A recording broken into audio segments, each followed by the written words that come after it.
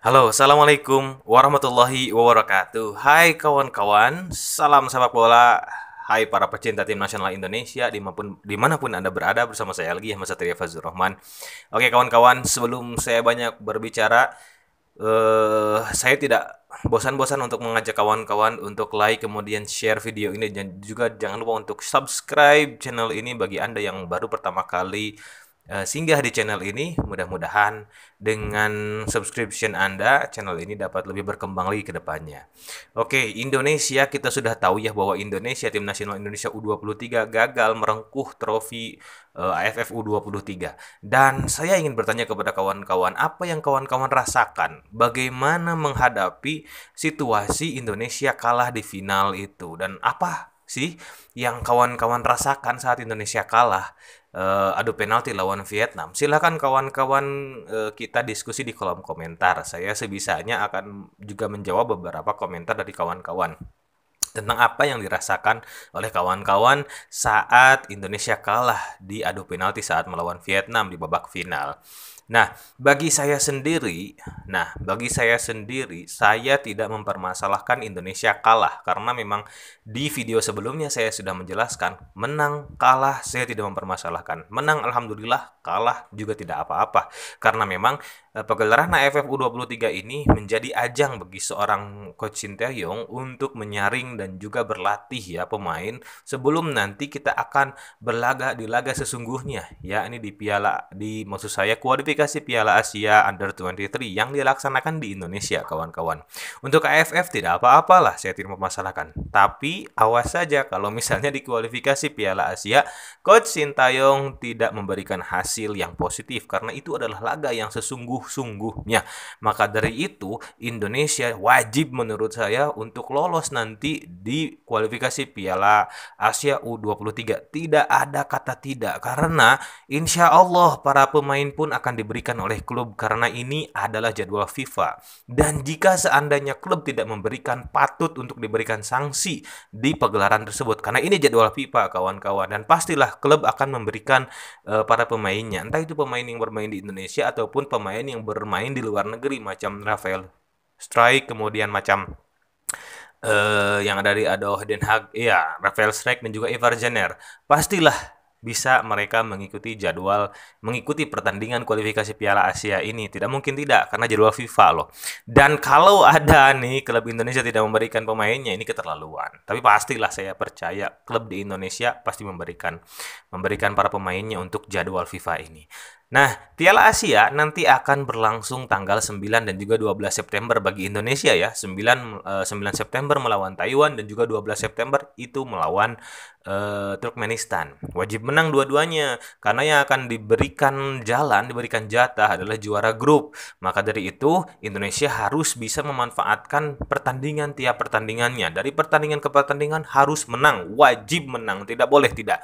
Satu kekalahan saja itu akan menyulitkan langkah Indonesia ke babak selanjutnya. Apalagi kita bermain sebagai tuan rumah atau host. Ini menjadi keuntungan. Maka dari itu mari kita dukung semuanya. Kawan-kawan yang dekat ke stadion silakan datang. Kawan-kawan yang tidak bisa datang ke stadion silakan nonton di layar televisi, layar kaca masing-masing, dan juga mendoakan bersama-sama. 200 juta penduduk Indonesia, mari kita doakan para pemain Indonesia, doakan pelatih Indonesia, doakan para staf agar mereka mampu memberikan hasil terbaik nanti di kualifikasi Piala Asia U23. Ini kesempatan kawan-kawan, kesempatan kita lolos. Di pegelaran sebelumnya kita tidak bisa lolos. Saat itu kita segrup dengan Australia, berat sekali kawan-kawan. Nah, sekarang kita segrup dengan lawan yang secara teknik, secara di atas kertas ya, itu masih bisa kita lawan. Contohnya Taiwan dan juga Turkmenistan. Turkmenistan kita pernah melawan Turkmenistan dan masihlah kita kuat untuk melawan Turkmenistan. Sebenarnya Australia pun dulu bisa kita lawan ya. Kita kalah tapi tetap kita bermain bagus saat itu. Nah, kembali tadi kepada perasaan saya sendiri saat kalah di AFF. Jujur, saat itu saya terharu ya kawan-kawan. Saya terharu melihat permainan tim nasional Indonesia yang nothing to lose kawan-kawan. Betul-betul. Dengan hanya memiliki 21 pemain, sulit untuk memilih pemain pengganti kemudian dengan kondisi dan situasi pemain yang kelelahan, kemudian juga beberapa keputusan pengadil lapangan yang mohon maaf, pengadil lapangan yang tidak sesuai. Ada beberapa pelanggaran, contohnya Haikal yang disikut dengan sengaja itu tidak dilihat bahkan oleh wasit. Kemudian ya situasi pemain yang tidak lengkap ya kawan-kawan, tapi masih bisa bermain bagus. Permainan Indonesia bagus, dalam bertahan, dalam menyerang bagus. Hanya saja yang ingin saya berikan eh, koreksi itu lubang di tengah ya, di pemain nomor 6, lubang di tengah di pemain jangkar ini ya, gelandang gelandang bertahan itu selalu menyisakan ruang kosong. Itu saja.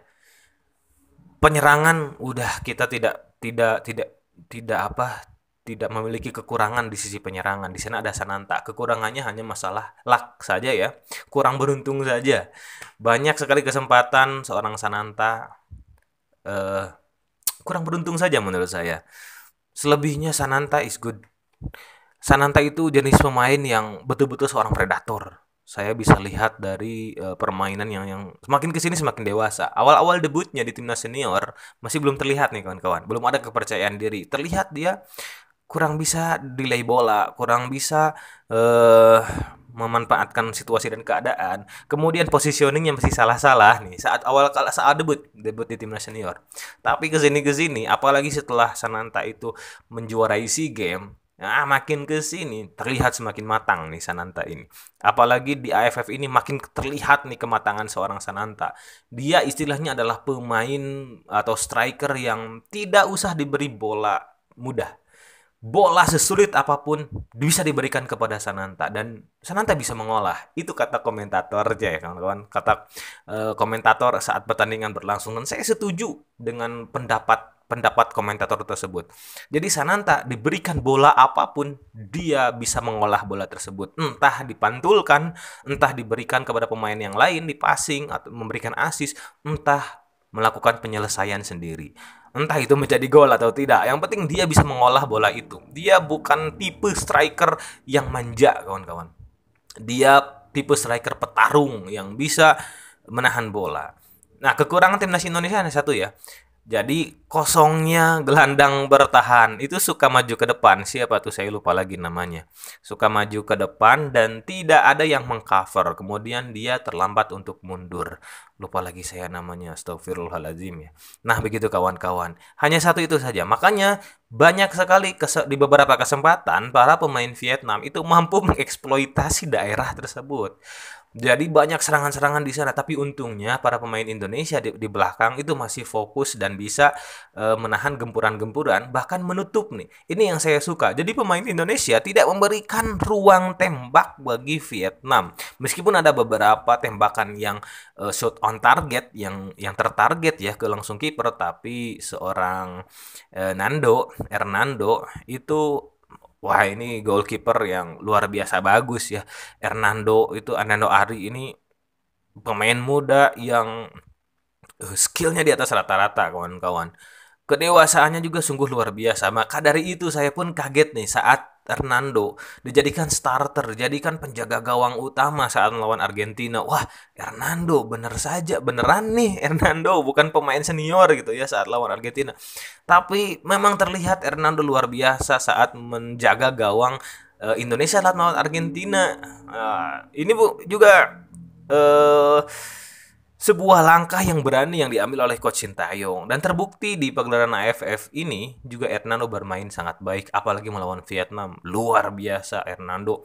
Meskipun saya lihat bahwa Hernando menangis, Sananta menangis, tapi itu adalah tangisan cinta kepada tanah air. Dan jujur saya pun sedih saat kalah, saat Hernando gagal menendang, kemudian gagal menahan tendangan terakhir dari pemain Vietnam. Jujur saya pun bersedih. Tidak ada pasti rakyat Indonesia yang tertawa melihat ini. Yang tertawa melihat kekalahan tim nasional Indonesia Kita harus pertanyakan kembali cinta tanah airnya. Akan tetapi, meskipun kita bersedih, kita harus bangkit. Hei, mari bangkit. Ini bukan pegelaran sesungguhnya. Sesungguhnya adalah mari kita berbicara di level yang lebih tinggi. Maka saat kita mampu menunjukkan taji, saat kita mampu menunjukkan taring di level yang lebih tinggi, AFF itu bisa diobati, kawan-kawan. Tidak juara tidak apa-apa. Karena memang kata Coach Justin, saya masih ingat, piala atau trofi itu bukan satu-satunya tujuan. Itu bukan satu-satunya eh, apa ya, yang mencerminkan keberhasilan, yang proyeksikan sebuah keberhasilan. Bukan satu-satunya. Itu yang harus kita ingat ya, kawan-kawan. Apalagi AFF memang tidak di jadwal FIFA. Jadi kita santai saja lah untuk AFF ini ya, kawan-kawan. Meskipun ya memang kita juga harus bertarung habis-habisan di AFF. Tidak boleh asal-asalan. Habis-habisan harus habis-habisan. Betul, harus habis karena membawa nama bangsa. Tapi jangan berlarut-larut dalam kesedihan. Saya ingin para pemain timnas untuk bangkit kembali. Itu bagaimana cara kita menyikapi kekalahan tim nasional Indonesia di Piala AFF Under-23.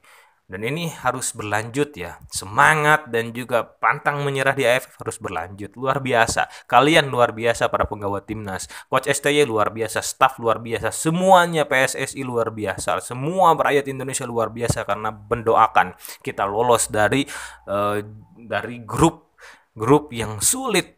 Karena kita harus kalah dulu dari Malaysia, tapi kita bisa lolos dan mengalahkan Thailand. Luar biasa dengan segala kekurangan yang ada. Kita pemain kurang ya, Komang dan Titan.